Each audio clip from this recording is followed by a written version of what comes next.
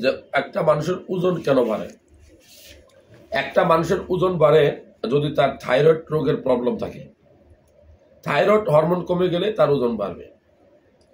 তারপরে একটা মানুষের ওজন কেন বাড়ে আমি বলবো যে আপনি যদি বেশি বেশি সুগার যুক্ত মানে কার্বোহাইড্রেট যুক্ত খাবার খান।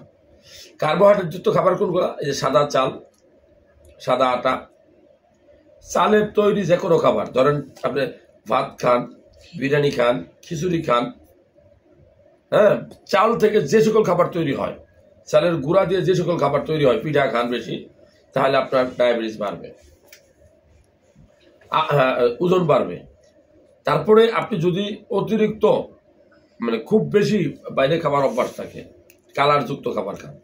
কালারযুক্ত খাবার বুঝেন তো, যে রং মিশানো খাবার তৈরি করা হয়।